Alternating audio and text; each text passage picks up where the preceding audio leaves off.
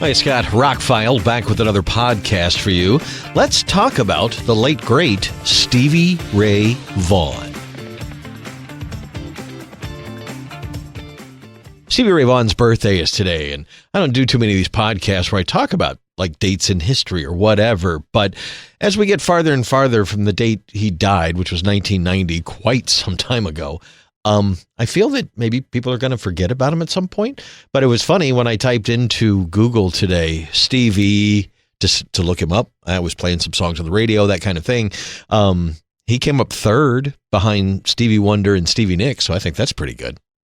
Anyway, if you don't know who Stevie Ray Vaughan was, he was born October 3rd, 1954, passed away in August of 1990 at the age of 35. His professional career lasted a grand total of about 7 years. He's considered one of the greatest guitar players who has ever lived. I would agree with that. I saw him a couple of times. The first time, my buddy Sean in high school always got his great seats. He got his great seats to see Pink Floyd in 87, seventh row. He got his third row to see Huey Lewis and the News on the sports tour, and a young Stevie Ray Vaughan was opening up. He had just gotten his record deal. If you don't know how this all happened, he became a blues guy in the late 70s, established his Double Trouble band, and they were playing at the Montreux Jazz Festival in 82.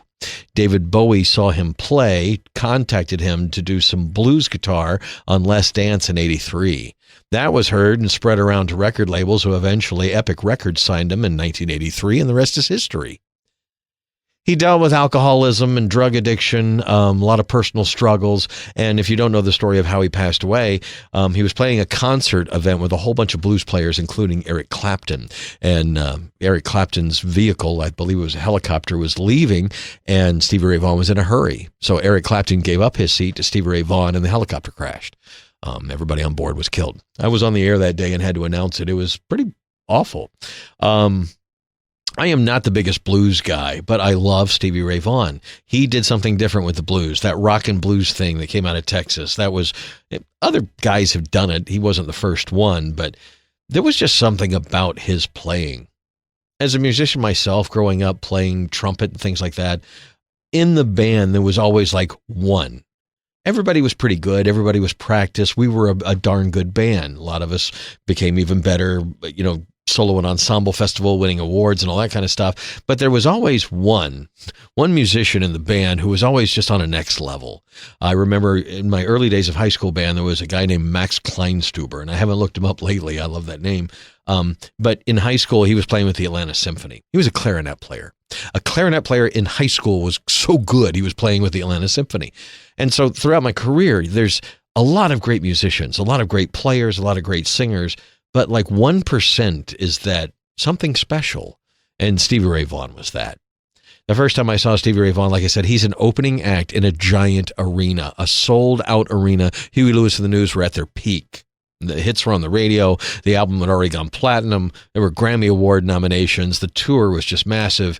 And this young blues guitar player comes out. He throws the guitar behind his head. He does all sorts of Jimi Hendrix kind of things. I just remember watching him bend strings. I'm like, how is he bending them so far and they're not breaking?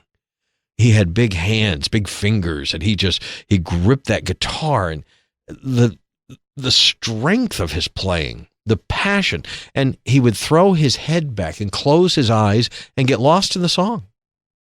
I don't know too many musicians who do that these days. They're concentrating on the fretwork because it's but he would just get lost in and whatever came out of his hands, with that music that flowed out of his guitar, was otherworldly. I don't know that they've ever captured it on recording. The albums sound kind of sanitary compared to what you would get live, and the few live recordings that there are of him, again, really amazing. But I'm telling you, being there, he hit us with sweat from the third row. When he threw that guitar behind his head, it was like kind of gross, but it's Stevie Ray Vaughan. Anyway, on his birthday, playing some songs at home, playing some songs on the radio, thinking about it. Like I said, I'm not the biggest blues guy. I have always gravitated to more complicated things. Yes, Rush, that kind of thing. And blues, just, I get it. It's more about the emotion than it is the music, but it's a little simplistic for me. But there's some blues artists I really like. There's some other genres that aren't my favorite, but I don't hate any music. I'm not a big rap fan, but there's good rap songs. I'm not a big country fan, but there's good country songs. And the same thing with the blues. I'm not a huge blues fan, but again, Stevie Ray Vaughan transcended what the blues is. He got more into the Jimi Hendrix range, and not just because he did Voodoo Child and a couple of Hendrix covers, but just what he did with guitar. He was an innovator. He took it and knew, I wish he was still alive so we could see what he'd be doing today.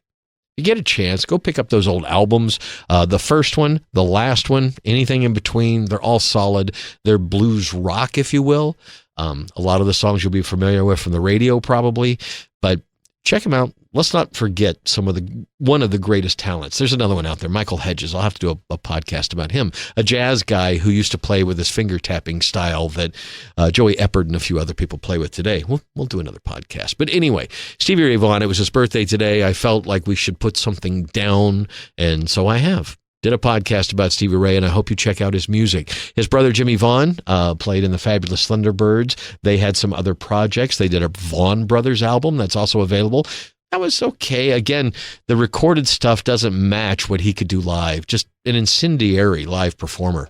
Live at the Macombo is available on DVD. I don't think it's ever come out on Blu-ray. That's a live DVD that's worth viewing. There are several live recordings now, and he just didn't live long enough to put out a whole bunch of stuff. I wish there was a lot more Stevie Ray. So anyway, and don't forget about David Bowie's Les Dance album. He does some pretty inspired work on that as well. Stevie Ray Vaughan, it was his birthday today, and I thought I'd talk about it. Thanks for listening to a podcast. Hope you have a spectacular day, and thanks for listening.